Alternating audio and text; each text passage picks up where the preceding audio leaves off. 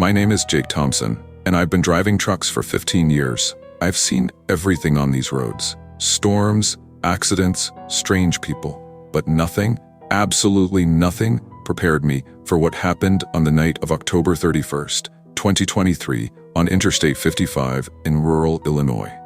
I had just picked up a last-minute load. My dispatcher called at 7 in the evening, saying it was urgent. Halloween decorations that needed to reach a chain of stores by midnight. The payment was double the normal rate, so I didn't ask questions. I loaded up my Freightliner Cascadia and hit the road.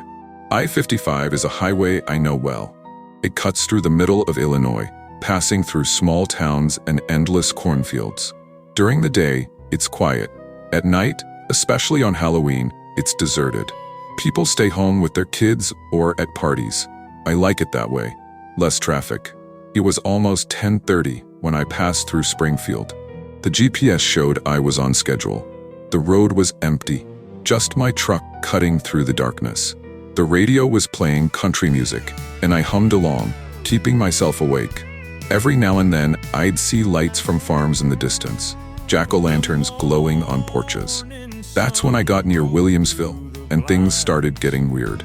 I was doing about 65 miles per hour when I saw the first child. She was standing on the side of the road, wearing a ghost costume. You know, those classic ones, with a white sheet and holes for eyes. The child just stood there, motionless, looking at the road. "What the hell are this kid's parents thinking?"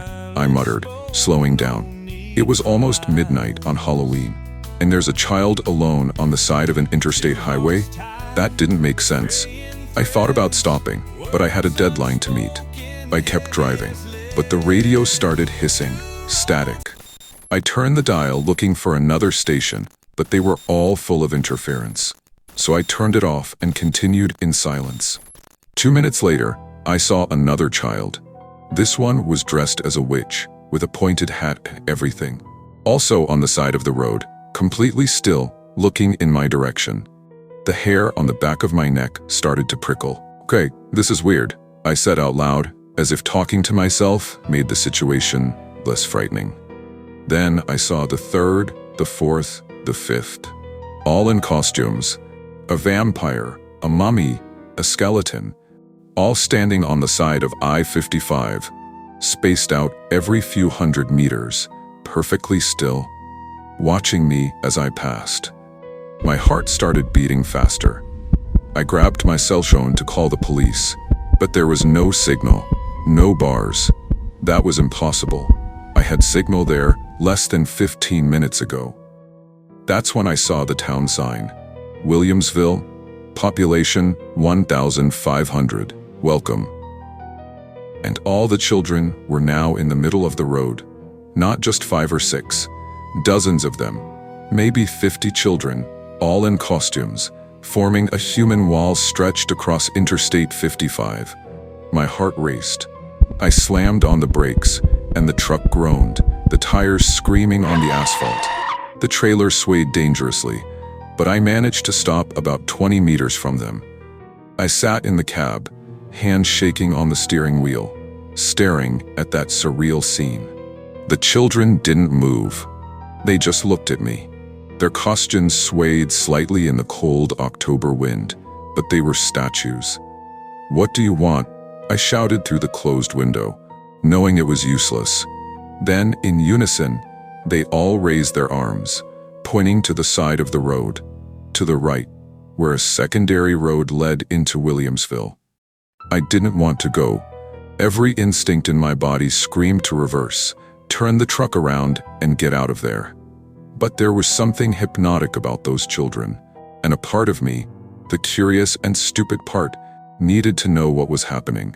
Slowly, I shifted into first gear and turned onto the secondary road. In the rearview mirror, I saw all the children lower their arms simultaneously and turn to watch me. The road led straight to downtown Williamsville. It was a typical Midwestern town. Main Street with old stores, a white church with a steeple, Victorian houses with big porches, and pumpkins everywhere, lit up, grinning at me with their jagged, menacing smiles. But there was nobody, no cars, no people, Just those damn lit pumpkins and the sound of the wind. I kept driving slowly down Main Street, my headlights cutting through the darkness. That's when I saw the school. Williamsville Elementary School, and in front of it, a yellow school bus. Old, rusty, with broken windows. I stopped the truck. I don't know why.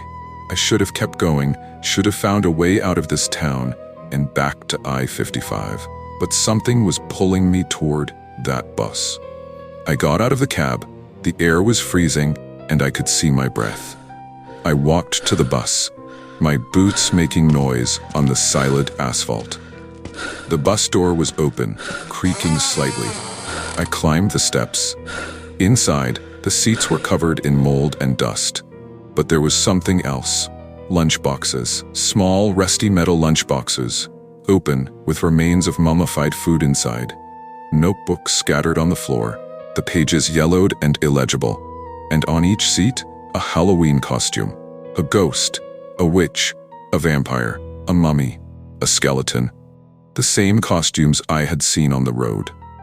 My hands were shaking when I picked up one of the notebooks. The first page had a name written in childish handwriting. Sarah Mitchell, 5th grade, 1983. 1983. 40 years ago. On the bus windshield, someone had written with their finger in the dust, October 31st, 1983. We will never forget. That's when I heard the voices. Children's voices, laughing, singing, coming from outside the bus. I jumped out and saw them all again. The 50 children, now forming a circle around my truck, holding hands, spinning slowly, singing.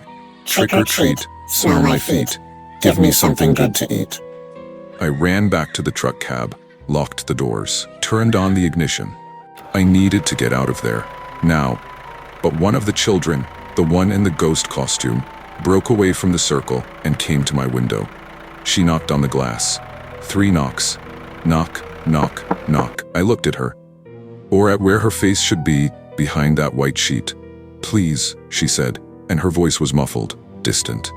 You need to remember us. Tell them we're still here. Tell them not to forget. Who are you? I managed to ask, my voice coming out shaky. Williamsville Elementary, October 31st, 1983. The bus crashed on I-55. We were coming back from the school Halloween party. 52 children. The driver fell asleep at the wheel. Tears were streaming down my face now. What do you want from me? Just for someone to remember. Every Halloween, we appear. We try to stop the trucks, but they never stop. You stopped. You saw us. I looked around. All the children had stopped spinning and were looking at me now. I'll remember, I said. I promise. I'll tell everyone. The ghost child nodded. Thank you. And then one by one, they started to disappear. Not suddenly. They just became transparent, like mist dissipating in the sun, until nothing remained but the empty street and the cold October wind. I sat there for several minutes, shaking, crying, trying to process what had just happened. Finally, I turned on the GPS. It showed a route back to I-55. I drove slowly down Main Street, passing the dark houses and lit pumpkins until I found the main road. When I got back on the interstate, it was as if nothing had happened. The road was empty and normal. My radio started working again. My cell phone had signal. I made the delivery. I arrived at 11:45, 15 minutes before the deadline. When I got home, I researched Williamsville, Illinois. I found the newspaper article.